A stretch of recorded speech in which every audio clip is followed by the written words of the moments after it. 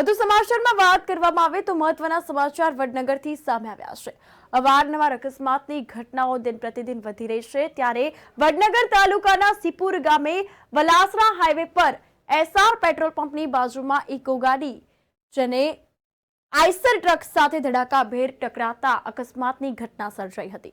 તો ઇકો ગાડીના ડ્રાઈવર ચાલકનું ઘટના સ્થળે જ કમકમાટી ભર્યું મોત નીપજ્યું અને જાણ વડનગર પોલીસને કરવામાં આવી, ત્યારે વડનગર પોલીસ ઘટના સ્થળે દોડી આવી હતી। ઈજાગ્રસ્તોને વડનગર સિવિલમાં ખસેડવામાં આવ્યા છે। આ અંતર્ગત પરિવારમાં શોકનું મોજું ફરી વળ્યું છે।